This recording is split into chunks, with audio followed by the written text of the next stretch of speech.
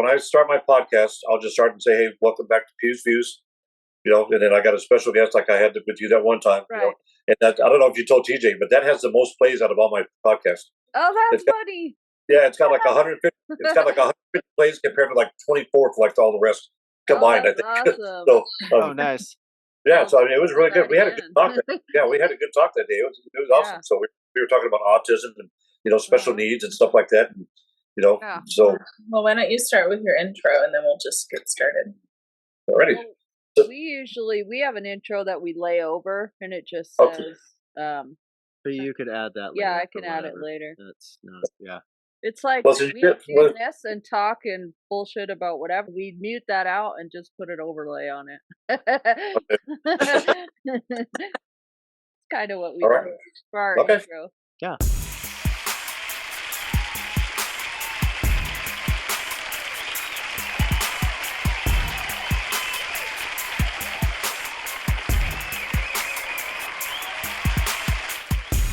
Hi, this is Donna. And this is TJ. We're the Hills.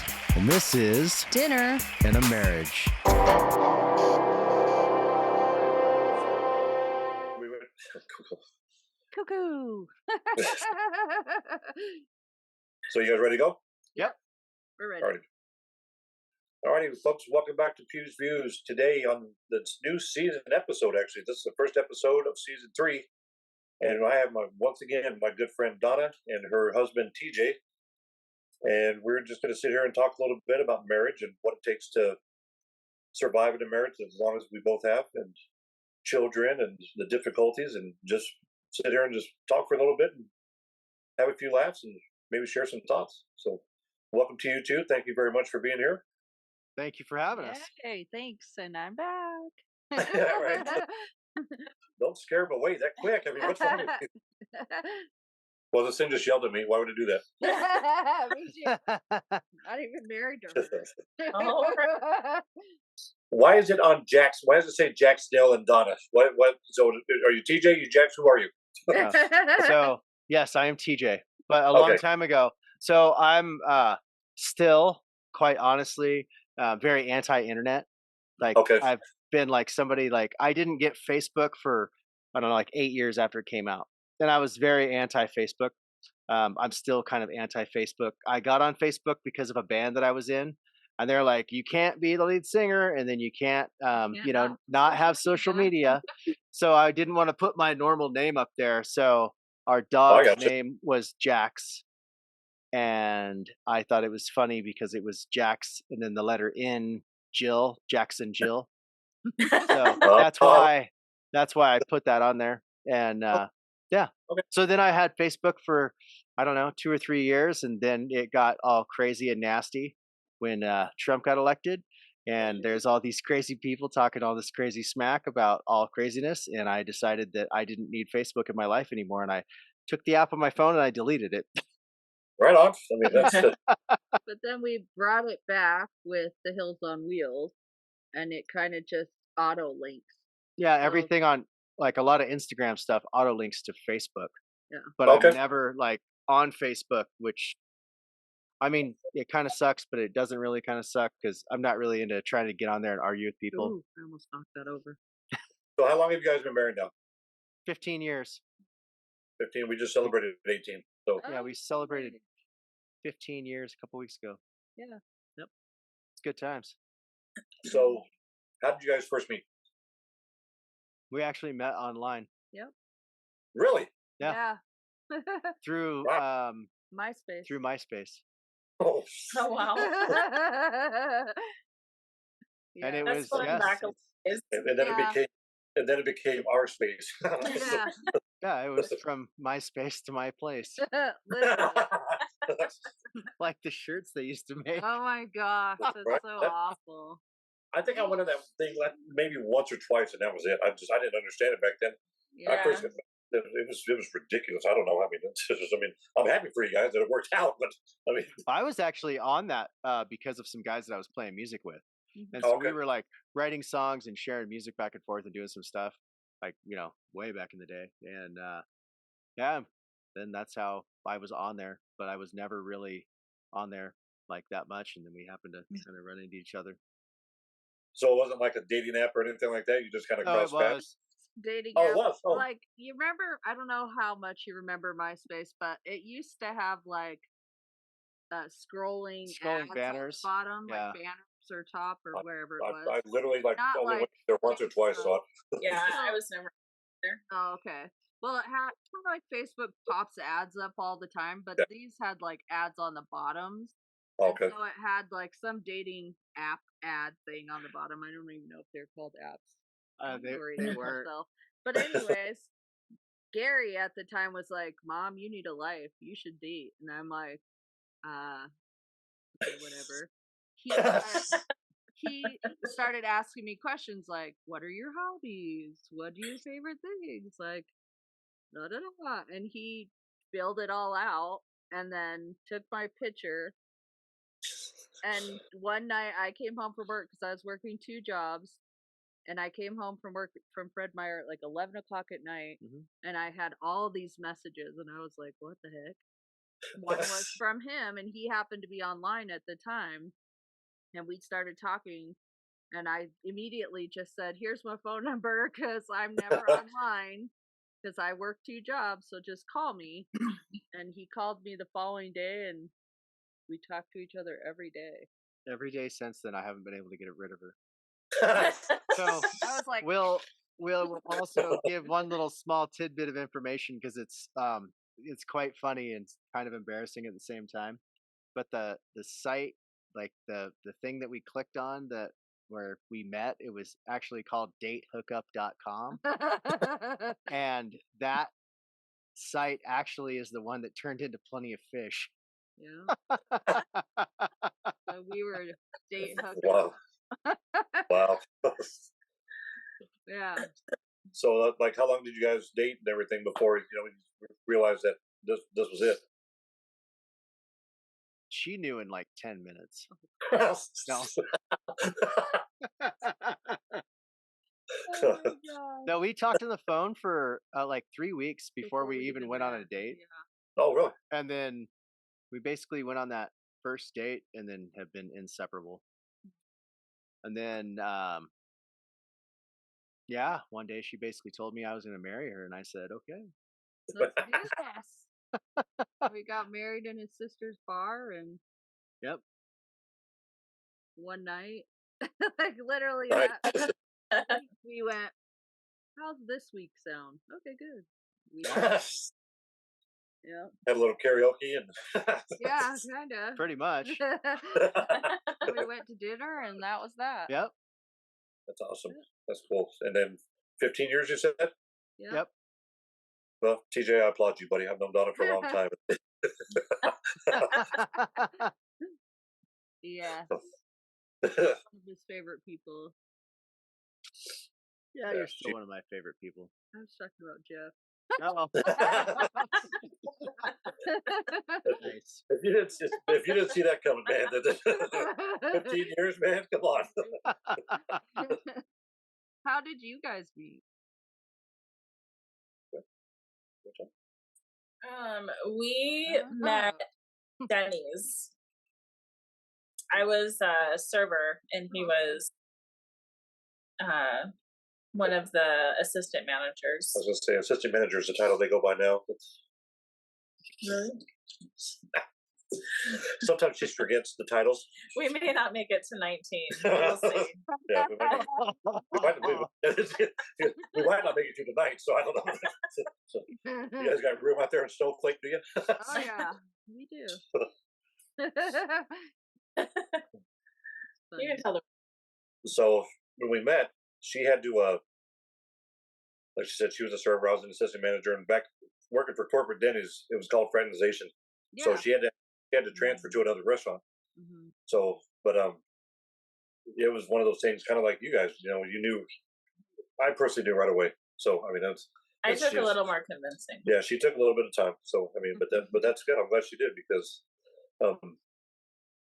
18 years later, we're sitting right here, and we've been through some ups and downs. Donna's seen me go through some tough times, and she's been right here with me by my side for everything. So I mean, a couple of surgeries, a couple of setbacks with some personal demons. So I mean,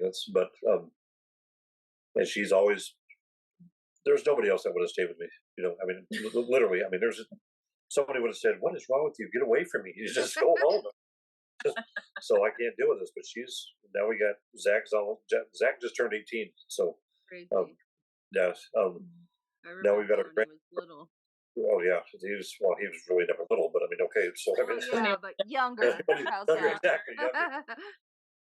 Younger. I don't know if TJ's ever seen him or not. Just like a picture that maybe Donna's shown you, but he's basically pretty much about a quarter-inch taller than me now. Wow. He's a stud, man. He's just, but he doesn't want to play any sports. He's got, he's on the spectrum, so he's in his room on his laptop, on his, doing the whole thing. Right. So with the anime, but at least he's got interest. So, yeah. Oh yeah. So I mean, and that's key because at least he's not a hermit and he doesn't do anything. But we just got him a ping pong table for his 18th birthday. Finished setting it up. I was telling Don earlier, and I got half of it together. So hopefully by the time he's 19, the whole thing will be put together. So, but yeah, we've I knew right away that it was going to be Jenny. And I mean, Donna's seen my posts on Facebook about her. She's my rock. She's my soulmate. And that old song by Blake Shelton, "God Gave Me You." That was our song. That is our song. Mm-hmm. Is that your guys' song? No, we heard that on the radio. Remember that? And I was like, oh babe. Pretty funny. Right?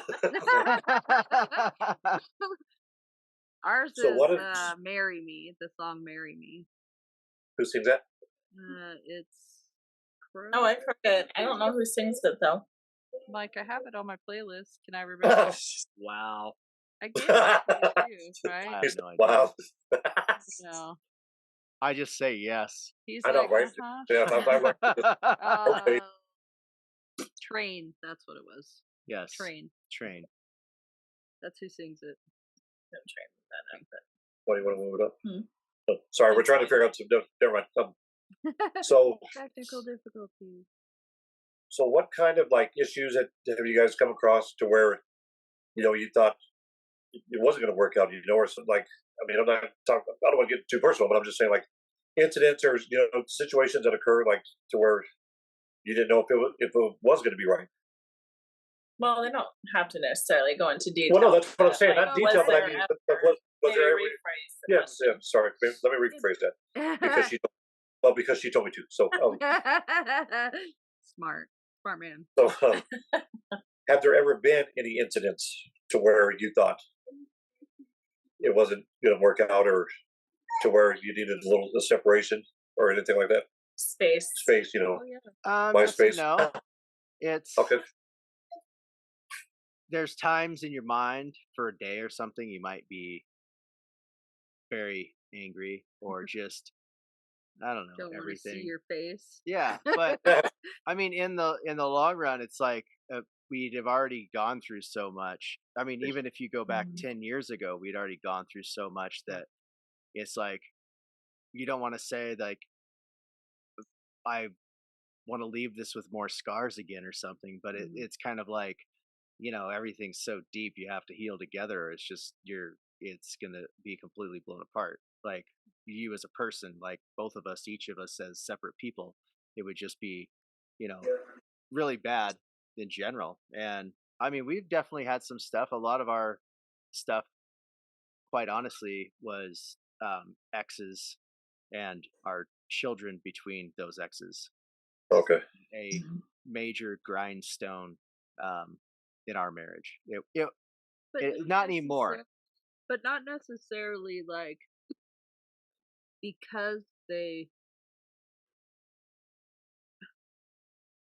all of our kids are our kids, right?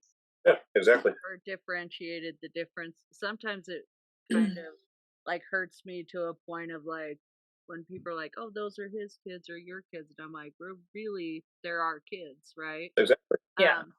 And I think with any marriage, even if they're your biological kids or not, that is the struggle in marriage. Once you have kids, how you raise them, how you discipline them.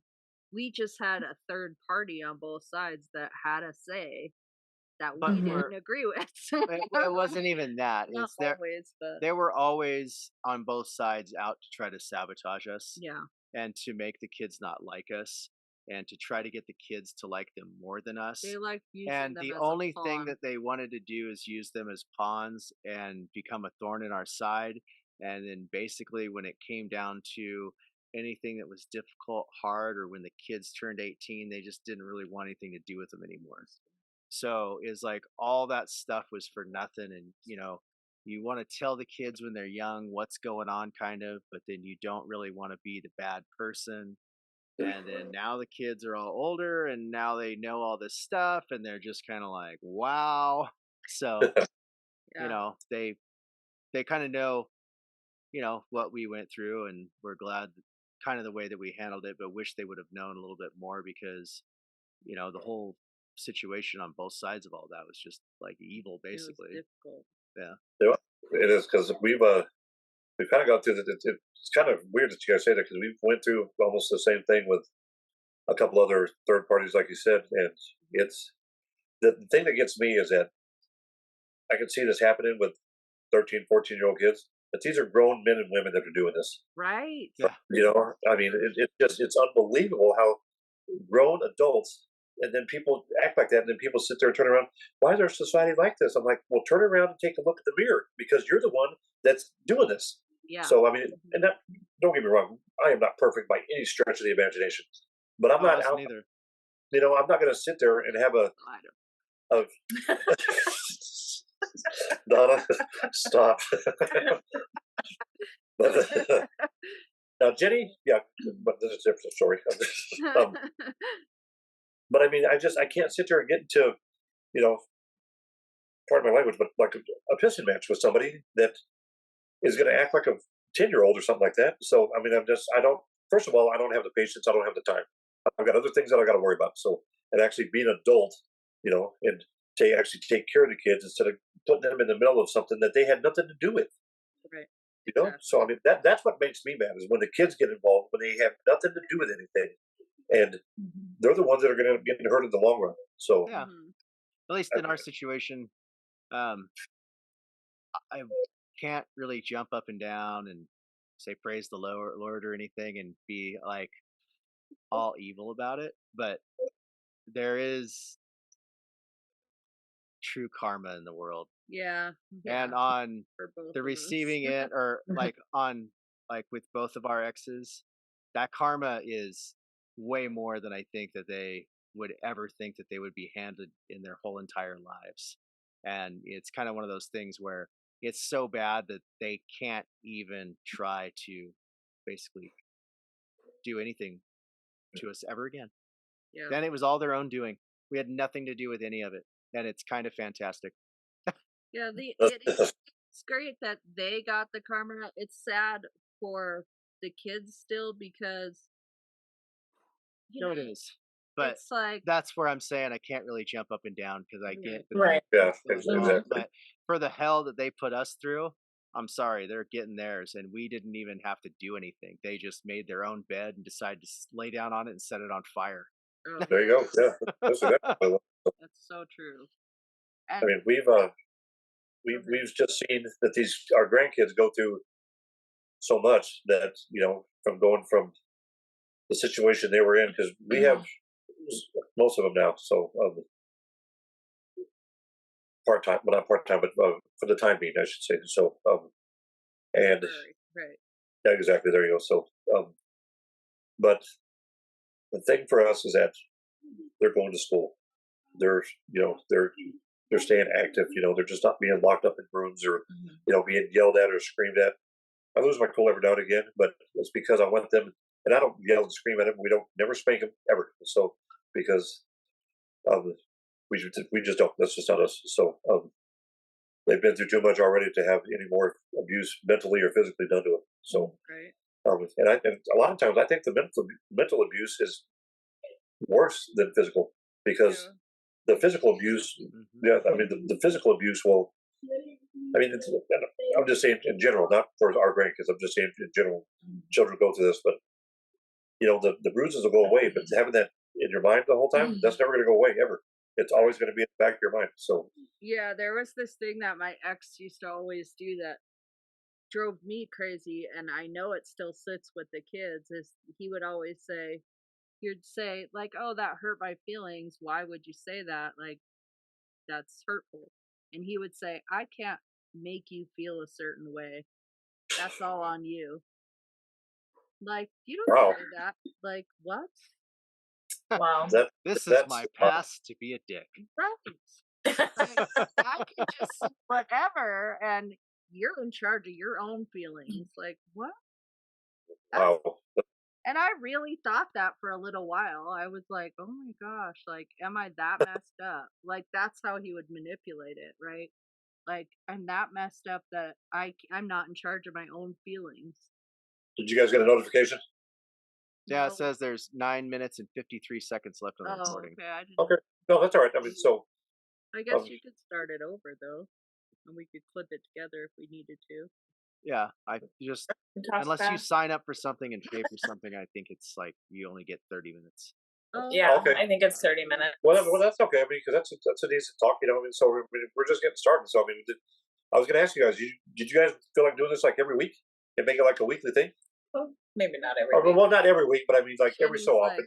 Lord, She's like, well, maybe not every week. Yeah, I like it. Well, you know, the other things that we talked about, I thought we totally want to talk about the marriage thing for sure, because we talk about that all the time. Like, how is it we've stayed together as long as we have? And the fact that, come on, we the dog's got to be part of this. Ours is right back here laying down. So yeah. So that thing of us saying it was a commitment for us, not only like marriage is a commitment clearly, but that we said we're not going to divorce, we're going to work through whatever it is. And we had some really rough stuff, and we still work through things all the time. Like, we have different challenges moving here. Oh yeah. But yeah, I think she agreed to move here. right. That was one of the things. So Jeff is my second marriage, and that was one of the things that I learned from my first marriage was, you know, when things get tough and hard, you don't just quit. And I think that, you know, with my first marriage, we both were really young, and that's kind of when things started getting really rough, we both just kind of threw our hands up and we're like, okay, you know, we're done. We just can't do this anymore. And so, yeah, Jeff and I have also been through some pretty challenging things. You know, and it doesn't, in marriage, it doesn't stop. Like, you're always going to go through challenges. They're just going to be different depending on what season of life you're in. And, you know, that was just the biggest thing that I learned from my first marriage was, you know, not to give up unless like there's something totally devastating that you just can't bounce back from. Yeah, exactly. Yeah. And there was a guy that I used to work with in construction a long time ago that put it in the most amazing way possible. The grass is not always greener on the other side of the fence. It's all just different shades of brown. Yeah. Well, you should have stayed friends with him for a long time. I was like, man, you are wise. Wow. Yeah, I mean, I think it's good, and it's one of the reasons we talked about, because every night we would come home from work, you know, one of us, and he's usually the one that's cooking, and we start talking. We talk about our day, what things we've heard, politics, you know, the kids, what pissed us off that day, you know, or some days though, I'll look at him and be like, I don't want to talk at all. Like, it's just because I've spent an entire day talking to people, right? But I don't know. For the most part, that's what we thought about with the podcast was like, let's do this. Like, it's fun and we like it, and we get to connect with each other on a different level that we didn't before. So that's what this is actually cool. that's very cool. This is actually the first time that Jenny's done one with me like this. Welcome, so, welcome to the podcast. I'm not much of a talker. She's not. I mean, but when she says that, now, you know, when you have to call somebody or something like that, she goes, "Would you mind calling?" Sure, no problem. You know, first couple of times, you know, but now she doesn't even have pants in her pocket, so she doesn't have to carry keys or carry her phone or anything like that. When you have your phone, can you call? Where's your phone? Well, I just carry it in my hand. Press the little numbers. It's not that hard. That's all you have to do. The little numbers on there. I'm not a big talker on the phone either. I like texting. She talked to me every day for 3 weeks for like 2 hours a day. Yeah. If Jenny she won't even call Sarah and Samantha, our girls. She'll text them or message them or Instagram or not Instagram, but what do you call it? Messenger. Snapchat. Snapchat. So yeah, I did that. So worked that right in there, didn't we?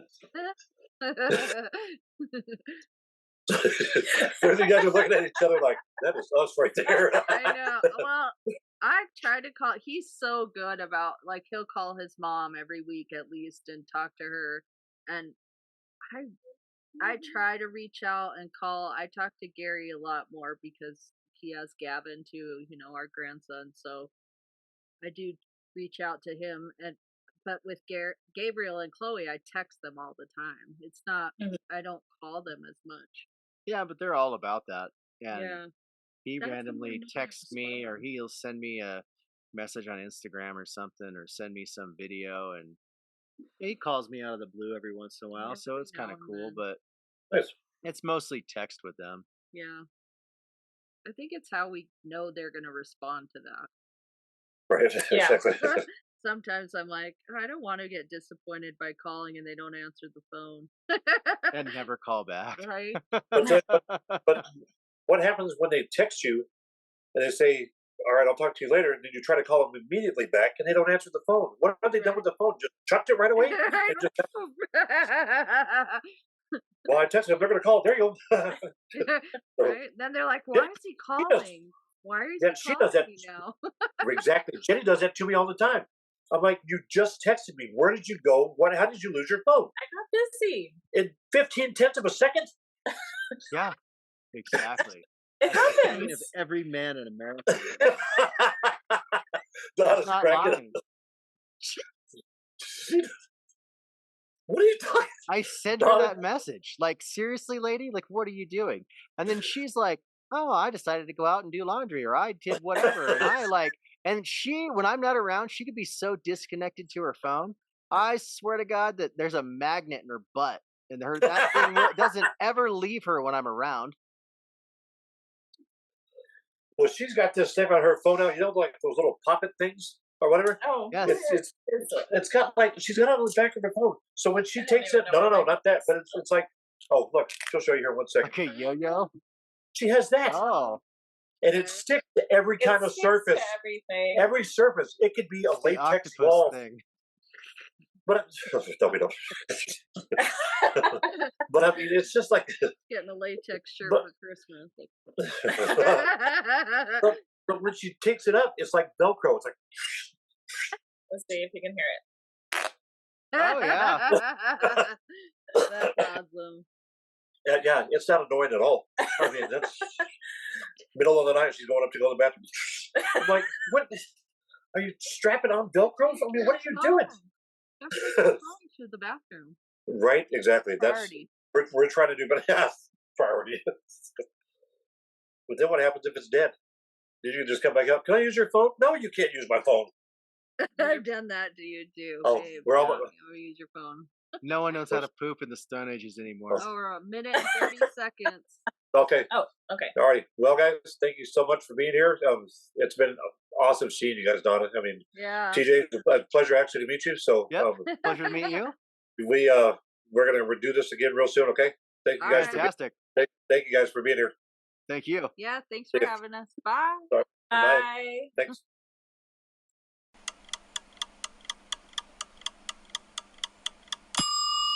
And before you go, visit us on our social medias at Linktree /The Hills on Wheels, linktr.ee /The Hills on Wheels, no spaces.